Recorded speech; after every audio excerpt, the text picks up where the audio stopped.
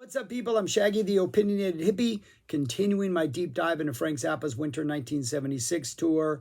Going to review 5 shows that we have available. Or shall I say, I'm going to review the limited amount of material that we have from 5 shows towards the. If this was a baseball season, we're like at the tail end of August, about to hit September, about to hit that last 2 weeks of the tour. Number of things are changing this far, but I'm going to review these shows, talk about the songs, rank them among the other. How many have I done so far? Quite a lot. The other 19 that I've already done, not play music from them, and then that'll be it. We're at the end of the tour. We're getting close to the end of the tour. Things are starting to change. This tour has Napoleon Murphy Brock on vocals, sax, all that stuff. He'd been around since 73. This would be his last tour until a brief little run when he would try to come back in 84, but it wouldn't work. We have the original bass player from the Mothers on bass. Terry Bozzio is still around since Bongo Fury. We have Andre Lewis. He would only be on the fall 75 and then this tour. And then we have, I'm missing somebody, Frank, right? That's it. Frank, a bass player, keyboardist, and yeah, Napoleon. Interesting. So this is, we're coming to the end of this tour, and things have been early in the tour, like the first handful of dates, Frank was kind of figuring out there were a number of songs in there that didn't stick around for a while. Frank messed with them, dropped them.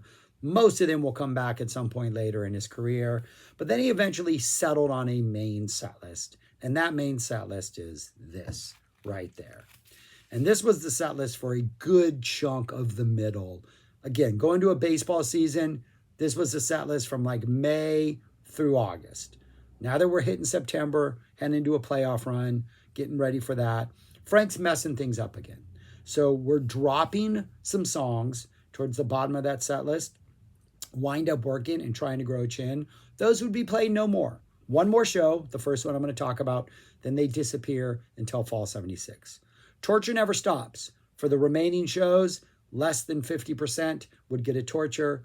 Sometimes in this spot, pretty much the same spot, but minus the wind up and not following wind up and trying, but following Illinois.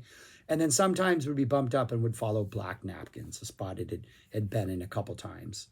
Also, we're starting to get early shows, late shows. So the bottom of the set list, we're getting shorter Chunga's Revenges. Sometimes we're not even getting to Zoot Allures, which is arguably the MVP of this tour.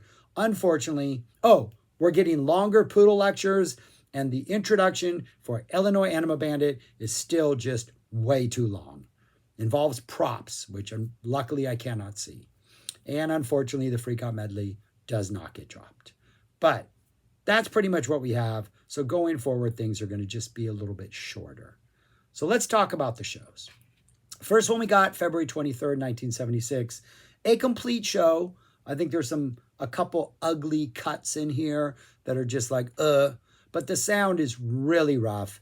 And like sound-wise alone, I think it's got to go towards the bottom third of this list. And again, this is the last wind-up, last try-in. Wind up working. Torture would get moved after this. An okay show. We get your typical aggressive solo in Stinkfoot. It's a pretty strong aggressive solo, but the sound is rough. Poodle lectures, 4 minutes long. The language is getting much more explicit. I'm not sure this Oslo, Norway crowd is that interested. This is February 23rd, if I did not mention. Filthy Habits, okay, kind of strong, kind of aggressive. When the breakdown at the end, Frank's really aggressive in this. A good Filthy. Filthy's always good, but it doesn't stand out as one of the best. The Black Napkins, we get a cut in this. Frank solo has a pretty nice head of steam as we go into Frank's solo, but some good spirally runs in this, but in average. Black Napkins. Advanced Romance, it really takes a while for Frank to find his groove and never really does. Illinois Enema Bandit solo. Frank starts off by playing a riff that sounds like it's a riff to another song. I don't know if he's toying around with an idea or it's a song I don't recognize, but there's something familiar about the beginning of the solo. Then he drops in some voltage control filter type stuff. It's fun, it's aggressive, it's kind of playful. Illinois Enema Bandit, kind of the best thing so far up to this point in the show. Torture solo, we got some nice loads. He's playing around. There's some boogie energy. There's not much going on in the Torture solo that makes it cohesive, but I do think the Torture solos from this tour are all pretty interesting. Like Frank's trying to figure out exactly what he wants to do with Torture. And even if the solo doesn't it's not a solo you would excise out of the song and release on a Shut Up and Play Your Guitar or a guitar release. But in the moment, it's kind of interesting to listen to because at least it's Frank experimenting with ideas. We get a Chungas. We get the weirdness. The Chungas, we get a funky sax solo. The weirdness in the middle in which the bass player is doing his opera singing kind of just goes on too long. As we go on the tour, this becomes more and more just sing that weird opera voice for a long time instead of Frank doing weird rhythm guitar and Andre doing some weird stuff and the bass player maybe doing a solo and singing. So we're still getting that weirdness section in Chungas, but it's just not as dynamic, as engaging as it was early in the tour. Andre solo gets a whole new vamp that they jam over that's fantastic. Andre bringing it all the time. Zoodalores has some really good ideas. Easily the best solo of the show is the Zoodalore solo, but 24 shows in. It's probably not even a top 10 solo for the tour. So we have that. And then for the encore, the Ship Ahoy, there's a cut. We get a Dynamo. We get a Slime Berdino, and the Slime is pretty much a solo for solo's sake. A pretty rough show, probably average performances. Frank's always interesting on guitar, but this is one that really only listen to it if you've listened to every other show and you just need more. Otherwise, I would say the 23rd in Oslo, you can skip. We now have the 24th. We go to Stockholm. Sound is a little bit better, but it's still kind of distant, still kind of echoey. And the secret word is 15 years old. There's a lot of references to somebody being 15 years old. And being that the bass player is in the band, who will eventually go to prison for stuff, it is just uncomfortable anytime they joke about 15-year-olds. Just not working as a secret word. Stinkfoot starts midway through. Pretty long, aggressive, squirrely solo. It's a good solo. Stinkfoot's bringing it. Poodle is 8 minutes long. The lecture is 8 minutes long. Filthy Habits, Andre, killing it. Absolutely amazing. Frank comes tiptoeing in, stays pretty chill. It's almost like a Pink Habits. Like we have Pink Napkins, which is this very soft, melodic, airy Black Napkin solo from Winter 77. This Filthy is almost like a Pink Habits. It's kind of softer, airier, lighter, pretty interesting. Yeah, there's some heaviness for when we climax for the solo, but it's still a pretty airy, pinky type Filthy Habits. Black Napkins, we get a sax solo. It's also a pretty sane for a Napoleon Murphy Brock sax solo. It's a pretty straightforward, normal one. Frank's got some really nice opening chords to at the beginning of his solo. Kind of gets a very Zoodalores type opening feel. But this is also kind of a Pink Napkins version of Black Napkins. Kind of jazzy, doesn't get really ferocious. Bozio is super restrained. I think the only thing he's doing is a downbeat on the 3 every time we come through. There's no thunderous rolls, none of those crazy fills. Super restrained Black Napkins. Advanced Romance.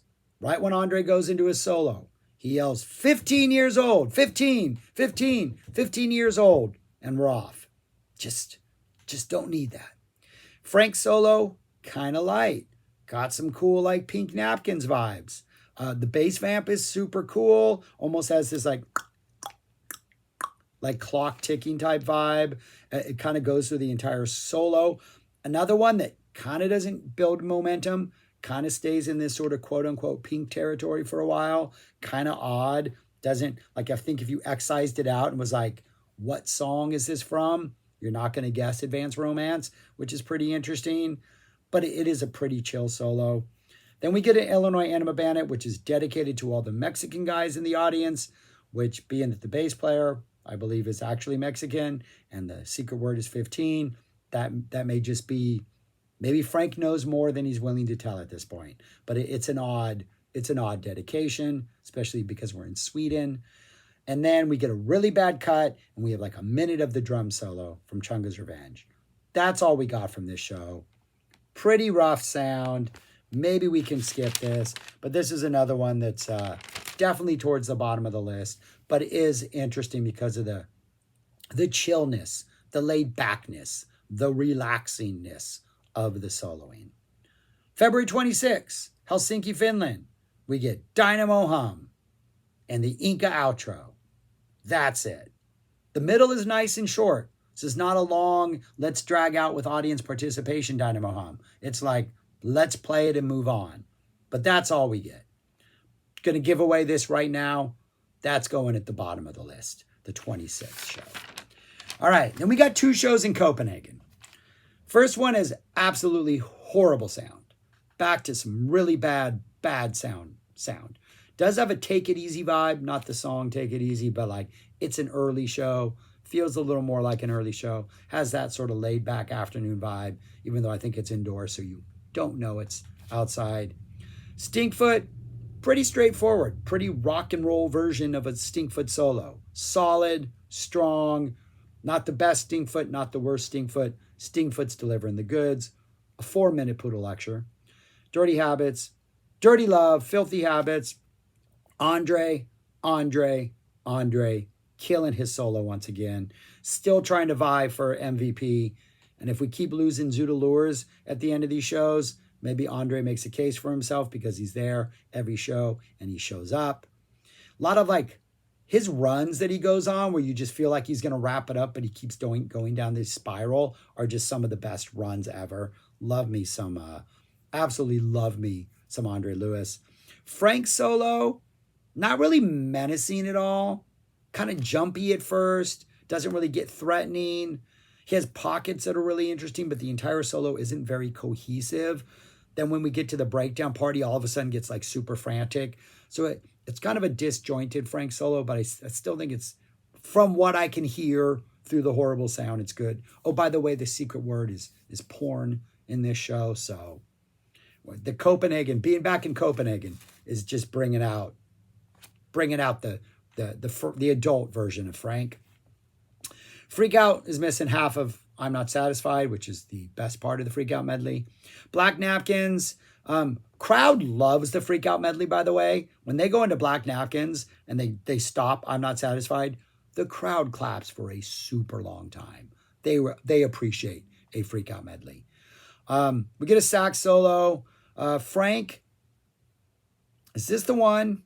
Now, this is the one where he's talking. He's just talking a lot in this. Just why?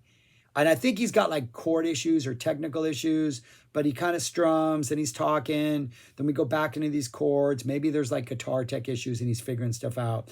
A very sort of Pink Napkins version also, kind of cool, kind of light. Towards the last minute or so, we get some big energy. We finish strong, but it is definitely another one of the more sort of restrained Black Napkins and not sort of the beasts from the middle portion of the tour. Advanced Romance, Andre. I'm all in on the Andre solos. FC solo, kind of like the Black Napkins, in which we're kind of skipping around with chords early, keeping things kind of light. But in the Advanced Romance, all of a sudden he just gets way more aggressive, like just like, hey, I'm just going to dig in and go at it. Not much to this solo. So kind of ultimately maybe one of the weaker Advanced Romance solos of the tour.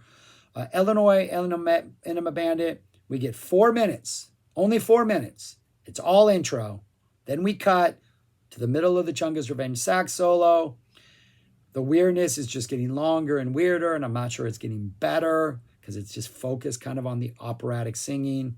Andre, great. Frank is playing some chords through this that again sound like something I know, but I can't put my finger on it. But the chords Frank are playing are really cool. The solo is great.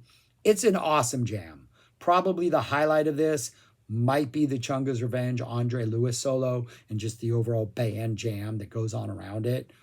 Andre's making a case for MVP, man. Telling you. Drums, Zoodalures, tentative exploring. There's not much going on before we get to the Ship Ahoy. Ship Ahoy, we get a lot of messing around, some random audience clapping as Frank's trying to get the audience to get like groove into them. Then, because this is an early show, maybe he's got to wrap things up early. He tears into Camarillo Brillo, and we go straight into Camarillo Brillo from the Ship Ahoy solo. We get an awesome Muffin Man solo that's way too short, but it's absolutely just frantic insanity. And then the only encore that I have available on my tape is San Bernardino. No slime, just a straight San Bernardino. Another show that's going to go towards the bottom of the list just because the sound is pretty bad. And the solos are interesting, but there's nothing on here that I think, at least in this sound quality version of it, there's nothing on here that's a must hear. Then we get to the only show that I think is worth listening to. Sound is really good. The sound is, it's not the best sound on the tour, but after this run of shows, the sound is like, oh, this sounds great. It is so good that when I was listening to the Freakout medley, I'm like, oh, yeah, this really just isn't that bad. Because when you go through a Freakout medley is just tough to listen to when the sound is rough. But I'm like, oh, yeah, this isn't that bad. Bozio's always doing some cool things. Frank's got some cool licks. So that's how good the sound is. And I'm like, oh, yeah, not bad.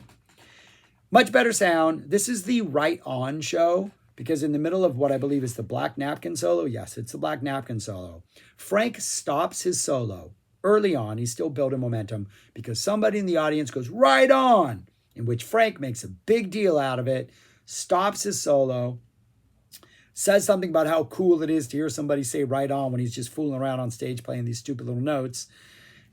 And then he continues his solo. Then he stops again to talk. And then he continues his solo. Then he stops again to talk. And then he continues. There is way too much talking in Black Napkins. And I do think if he were to take all the talking out and edit just the playing into one solo, it would be like awesome. But because there is so much talking and because Frank keeps killing the momentum himself, it's kind of frustrating. However, once he does shut up and play his guitar, I have like, wow, he's off the grid. He's not even Black Napkins territory. He's just absolutely killing it. He manages to redeem the fact that he's ruining his own solo by just literally wowing us, like with the last half of this in which he literally just shuts up and plays his guitar. So there's that. But it's the Right On show, which starts in Black Napkins. Stinkfoot solo has some swing early. Like he's fully engaged. He's high-spirited. Kind of pays off. Like I've said this before. I will say it again. Stinkfoot sets the tone. The tone is strong. Frank's talking is the only thing ruining the tone. Really good Stinkfoot solo. So good, he quotes Sweet Leilani for a while. It's not just like one little Sweet Leilani quote. We're like kind of got a little Sweet Leilani jam going for a good 30 seconds, 40 seconds or so. When he's done, he doesn't go back into Stinkfoot. He continues to solo. He just goes off again. It's like this little pit stop in the middle of like the toll road. We're going to stop, get some gas, mess around with Sweet Leilani, then we're going to be back off, taking off. Fantastic. Maybe a top 5 Stinkfoot solo and the Sweet Leilani quote. Absolutely amazing. Get a 5-minute Poodle lecture. Dirty Love, Filthy Habits, weird, trippy, awesome. Andre Lewis, absolute beast. Crazy runs that he's going on. The segue into the Frank Zappa solo is amazing. We kind of bring it down. Frank starts playing some rhythm. Then Frank takes over. Just kind of got this like at first he's like almost going against the vibe, like, hey, I'm going to offset whatever Andre did and just do something difficult. But then he finds the groove, kind of settles in, gets away from that purposely antagonistic vibe. And then he just starts playing some like really aggressive chords. And then he just takes off in full flight. And then we get to the breakdown. He takes a calmer approach because he's already kind of delivered the goods in like the first half of the solo. And I've been going back and forth on these, on whether Andre Lewis wins the Filthy Habit battles or Frank wins the Filthy. Because when Frank's in is more like, let's figure out something new, sometimes it doesn't all vibe and Andre wins. This time, I thought Andre was going to win. And then Frank's like, no, I'm not going to let him win a bunch of these. I got to win more than 70% of them. Frank wins this one. It's a good Filthy Habits. But we all, as a listener, win also. Freak Out sounds good because the sound sounds good. Black Napkins, sax is kind of relatively chill. But then the drums kind of kick in and make it really good. And it really seems like Napoleon takes us on this really good like ride, almost akin to like the Jobson solos from Winter 77, when which like we start off calm and then we just get like crazy, crazy intense. And you think we're going to peak and Frank's going to come in, but then we peak and Frank allows Napoleon to like ride it out into the Frank solo. Frank's super calm, kind of lets the sax energy just kind of linger for a while. We get the ride on thing that happens, and then we're off into this absolutely magnificent Black Napkin solo.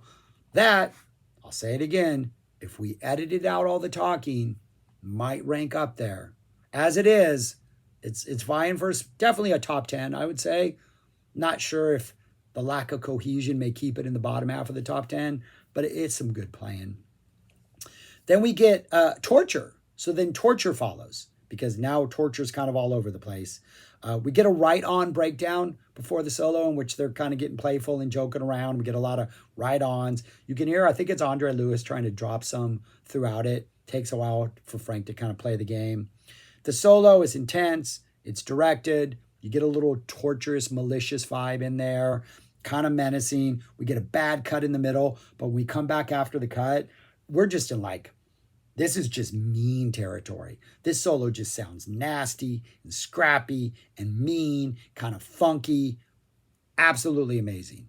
Slight little cut in the middle, maybe ruins the overall vibe, but the Torture is delivering.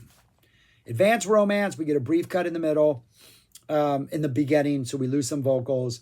Andre sounds fantastic. Frank, when he comes in for his solo, is kind of has this weird low-key country vibe, almost like a Leonard Skinner. What is it? Give a little, give me a little, get a little. That little like playful type run. We get a little bit of a low-key version of that before Frank kind of digs in and ups the energy. The rhythm stays chill, so what Terry's doing is stay relatively chill, even though Frank's really starting to get a little more aggressive, trying to find like different grooves. He finally locks in and kind of solos pretty well. I can't say this is one of the best Advanced Romance, because again, it just feels like early on Frank's doing one thing, pushes it, finally finds a groove, so there's not a lot of cohesion to the solo, but it's interesting. Like each of those little pockets has its value. Honey, Don't You Want a Man Like Me? The Ride On is still continuing. The sausage from all the German shows is still there. Illinois Enema Bandit comes in, and the intro is just getting worse. It's more indulgent. We do have a little conceptual continuity that creeps in. We get a mention of Rhonda, who apparently, whatever they're using to simulate what the Illinois Enema Bandit is doing, that doll's name is Rhonda. Artificial Rhonda would pop up on Thingfish. Didn't think I was going to mention Thingfish here, did you? And then we get a Miss Pinky reference in which they saw an advertisement in Copenhagen in a magazine for Miss Pinky. We already have the music for Miss Pinky. Now we have an idea to go with that music. So unfortunately, you can blame the extracurricular activities on this tour on the lyrics to Miss Pinky, because I think the jam, the music, is fantastic. How it ended up as the energy on these live Miss Pinkies during the first part of this tour, in which they would jam it out at the end and just play the chords and Frank would solo, that's awesome. How it ended up, the song it became, I feel like we went backwards. Then we get a really nice, Illinois Enema Bandit, not really nice. We get a 6-minute introduction, which we just don't need. The solo's kind of fascinating. Slow start to the song. We're gumming in like dun dun dun dun dun dun dun. Like if we had knocked into the dun dun dun dun dun, I think this would have been a better version. Like that. Once we go into that main theme, I like the kind of casual blues intro. The solo is kind of clean. It's kind of bluesy. There's a cut in the middle that kind of hurts, but We stay kind of clean, stay kind of bluesy. It's kind of fascinating. I don't know if this solo really works, but I was intrigued the entire time. And then we go to Chunga's. All we get is a sax solo, super herky-jerky, super funky. Then we go into Bozio's drums. Then out of drums, Frank starts playing Camarillo Brillo. Ta-da-na-na-na-na, bum-bum-bum. Crowd starts clapping and crazy. Soon as they go into the song, he starts introducing the band. And you can hear some dude in the audience go, "No!" Like he knows. "No, what are you doing? I've been at other shows. You're not even going to play Camarillo?" It hurts. I feel his pain. And then for the encore, we get a Slime Berdino. Not much to the Slime, but the solo in San Bernardino is fantastic. Always could be longer, but it's like a legitimate solo. Doesn't feel like this boogie jam, like this, just like he's just like da na na na. It's like a legit solo. It's fantastic. Not the best show on the tour, but I think it's pretty interesting. Even that Black Napkins train wreck of him talking way too much kind of makes it compelling. Like, I don't want this officially released because I don't want to have to revisit the talking all the time. But as a show to go and listen to and kind of hear what is being done, the torture is super interesting. The Black Napkins is interesting. Andre is bringing it. It's a pretty fascinating show, if not ultimately a successful show. But anyways, yeah. So anyways, and I will say this, after listening to the first four shows and even some shows previous to this, in which the sound was kind of rough, just having like good sound made this more enjoyable. And I will say this, when Honey, Don't You Want a Man, and I was listening to that, and I was like really locked in because I wanted to hear how the secret words were being used, because the secret words have kind of made Honey a little more listenable these past couple shows. I had this existential realization, this sort of dread that Honey's going to be a part of my life for so many tours from here on out, because really not until we get to 88, I guess in 82 and 81 it wasn't played so much, but I got to hear so many more Honey, Don't You Want a Man Like Me's, and it just doesn't change. It's going to be rough. The Honeys are going to be rough. But anyways, where would I rank these if I had to rank these among all the others? There is the list. That last show, the one I just talked about, the Copenhagen Late Show, the 29th, it's in the top 10 at this point. It's a number 9, just because the sound is pretty good. I think it's pretty fascinating at times. So I have that at the 9th, the 29th at the 9th. Then everything else is way at the bottom. 23rd, 19, and then 22. I have that 24th the 24th show. At 23, I have the Copenhagen Early Show. And then at 26, I have the last show, that Dynamo Hum. So other than the one I just talked about, this was a pretty rough patch as far as sound quality, what we have available. But even the shows themselves were maybe just trending towards the average of the show. But yeah, that's all I got. Thanks for watching. Subscribe, like, share, comment, do those things. And yeah, this was a long one, but I got 5 shows out of the way. I can see the end of the tunnel, people. Let's keep going. Thanks for watching. Peace. Talk to you later.